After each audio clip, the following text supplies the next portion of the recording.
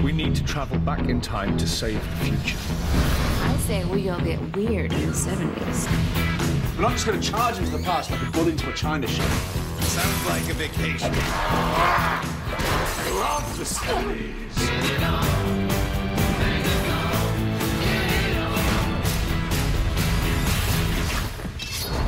How many knives do you have?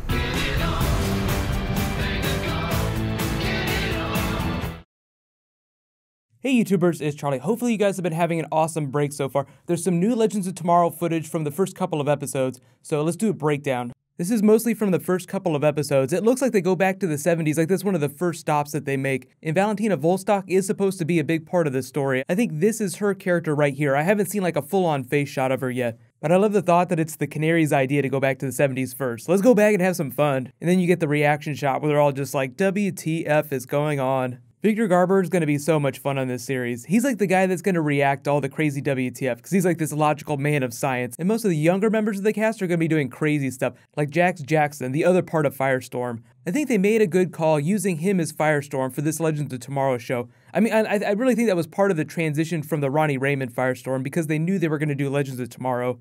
When you look at some of Robbie Amell's Season 1 Firestorm scenes, you kind of get the idea. Like, it's just a little bit more fun having, like, the crazier Firestorm character, just in that it plays a little bit more comical, like a little bit more fun in this big action-oriented show. The producers also said that there were some problems with the conception of the character, too. Like, originally in the comics, Ronnie Raymond was kind of like this dumb jock character. So, I mean, they slowly tried to change that in the New 52. So Jax Jackson Firestorm, just a bit of a course correction. I think it's going to be a lot more fun. And there's still, like, all these characters will still go on Arrow and The Flash, but for the most part, they're going to be doing this Legends of Tomorrow time traveling stuff. Speaking of which, they just announced, like, one of the other big times that they're going back to is the 1950s. And they cast, like, this lesbian love interest for the Canary. I mean, technically she's bisexual, but you get the idea. The newest character was meant to be like this Florence Nightingale for the Canary. Like she's slowly recovering from the effects of the Lazarus Pit. So this new love interest woman is going to nurse her back to health and like help her reacclimate to society with ... a lot of making out.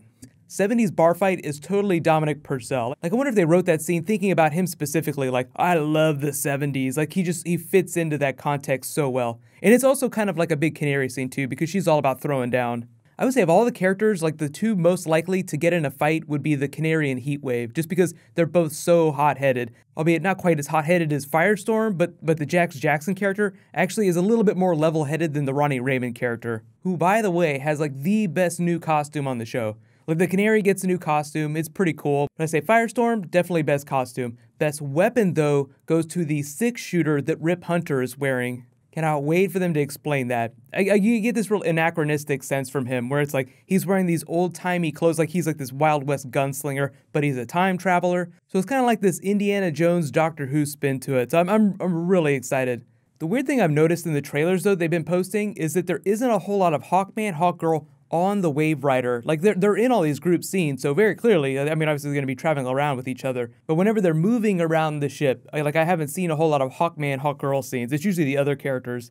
And they actually just revealed that when they were like coming up with the idea for Legends of Tomorrow for a big team-up show, originally it started as a Hawkgirl show. They didn't even know that they wanted to use Hawkman. But the biggest reason why they chose to go with the team, like it started as like this, normal show, just like, the Flash based on a single character with a team built around him. It was going to be like the next step for that. Like another character gets their own show, builds a team around them, but they felt like doing a Hawkman, Hawkgirl show would be a little more noirish and it'd feel more like Arrow, and they wanted to do something even bigger and crazier, so that's when it turned into the team-up show. So they were like, well, it had nothing to do with the actors that we cast. Like, they had already cast Hawkgirl, but they were like, we need to make this even bigger. So they started throwing in the other characters, and it just ballooned into this big time travel Legends of Tomorrow team-up show. And the main reason why they're not calling it Justice League, JSA, JLA, or Justice Society, anything like that, is just because there's like a certain level of expectation when you use the word justice, like Batman, Superman, and because the likelihood of them being able to do any of those characters is so slim, they don't want to give like the middle finger to fans by like doing Justice League show, but being like, oh, we can never talk about or reference Superman. So you guys actually let me know in the comments, do you feel like they made the right call calling the show Legends of Tomorrow, keeping in mind that they probably would have called it Legends, but there's already like a TNT show called Legends, so they couldn't really do that? Or would you have rather them called it Justice Society, even if they would have never been able to do Superman and Batman? I know there's a lot of rumors going around about season 2 maybe not happening because they spent too much money. That's all malarkey. I think, until we hear official word from the network about season 2 plans, just don't worry about it.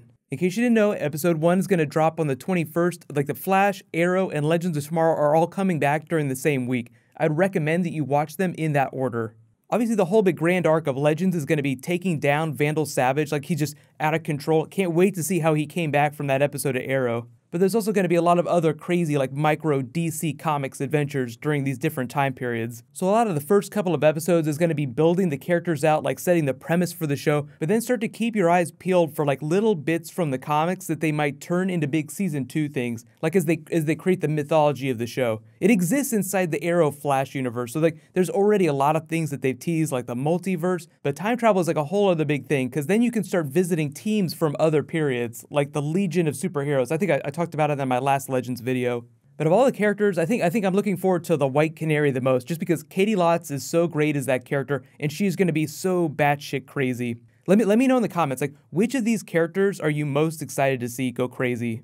If you didn't hear, Firestorm will have new powers on the show. And I mean, it's all from the comics, so if you've read Firestorm in the comics, it's just doing some of the things that he hasn't done yet. Transmutation seems like the next logical step.